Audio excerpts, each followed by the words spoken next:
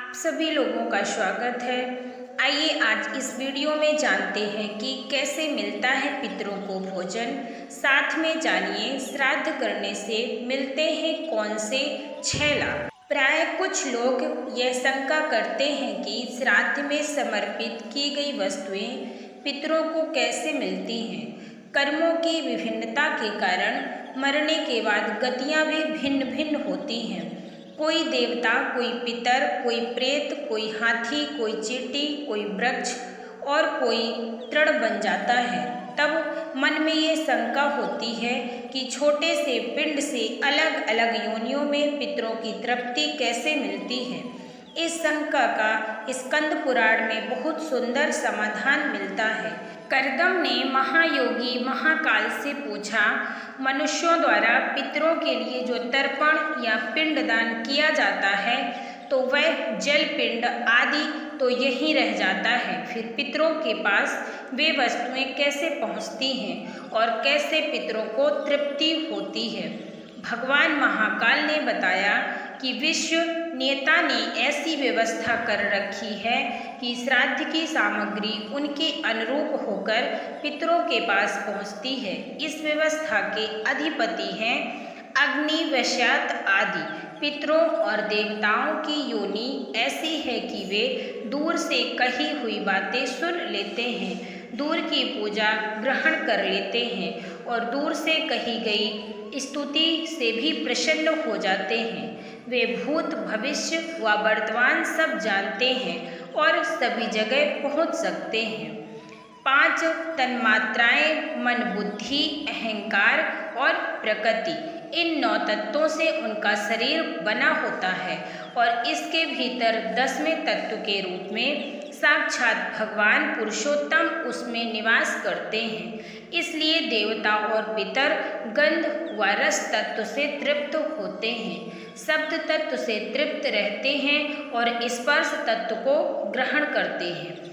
पवित्रता से ही वे प्रसन्न होते हैं और वे वर देते हैं। पितरों का आहार है अन्न, जल का सार तत्व। आइए जानते हैं कैसे। जैसे मनुष्यों का आहार अन्न है, पशुओं का आहार तृण है, वैसे ही पितरों का आहार अन्न का सार तत्व जैसे गंध और रस है। अतः वे अन्न व जल का सार तत्व ही ग्रहण करते हैं। शेष जो स्थूल वस्तु है वह यहीं रह जाती है। अब जाने कि किस रूप में पहुंचता है पितरों को आहार। नाम व गोत्र के उच्चारण के साथ जो अन्न, जल आदि पितरों को दिया जाता है, विश्वदेव एवं अग्नि, हवन और कौवे के द्वारा पितरों तक पहुंचा देते हैं। यदि पितर देव योनि को प्राप्त हुए हैं तो यहाँ दिया गया अन्न उन्हें अमृत होकर प्राप्त होता है।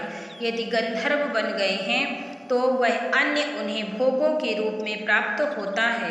यदि पशु योनि में हैं तो वह अन्न तृण के रूप में प्राप्त होता है।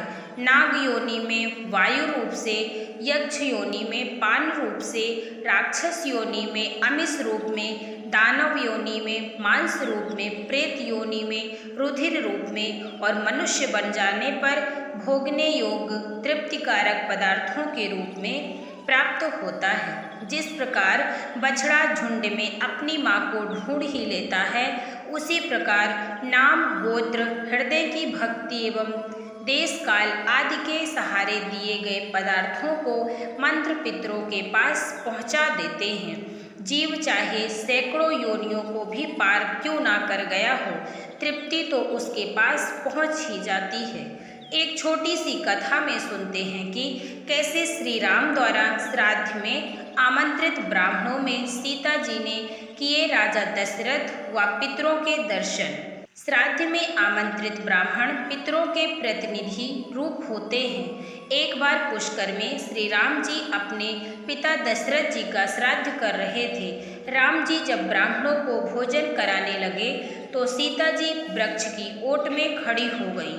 ब्राह्मण भोजन के बाद राम जी ने जब सीता जी से इसका कारण पूछा तो वे बोली, मैंने तो आश्चर्य देखा, उसे मैं आपको बताती हूँ। आपने जब नाम, गोत्र का उच्चारण कर अपने पिता, दादा आदि का आह्वान किया तो वे यहाँ ब्राह्मणों के शरीर में छाया रूप में सटकर उपस्थित थे। ब्राह्मणों के शरीर में मुझे अपने ससुर आदि पितृगण दिखाई दिए।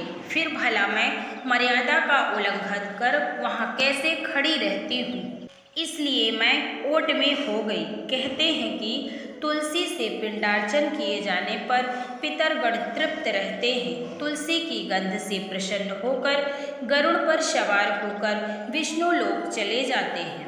श्राद्ध से बढ़कर और कोई कल्याणकारी कार्य नहीं है और वंश वृद्धि के लिए पितरों की आराधना ही एकमात्र उपाय है।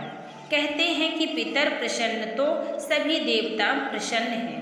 शास्त्रों में यमराज जी का कहना है कि श्राद्ध करने से मिलते हैं ये 6 पवित्र लाभ। श्राद्ध कर्म से मनुष्य की आयु बढ़ती है। पितरगण मनुष्य को पुत्र प्रदान कर वंश का विस्तार करते हैं। परिवार में अन्य धन का आंबर लगा देते हैं। श्राद्ध कर्म मनुष्य के शरीर में बल पौरुष की वृद्धि करता है और यश व पुष्टि प्रदान करता है। पितरगण स्वास्थ्य, बल, श्रेय, धन धान्य आदि सभी सुख, स्वर्ग व मोक्ष प्रदान करते हैं।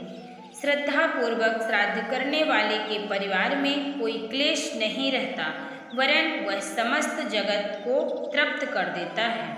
कृपया आप सभी लोगों को ये वीडियो कैसा लगा, अगर पसंद आया हो तो वीडियो को लाइक और शेयर ज़रूर करें। मेरा वीडियो देखने के लिए आप सभी को धन्यवाद। आप सभी दोस्तों को राधे राधे, जय श्री कृष्ण।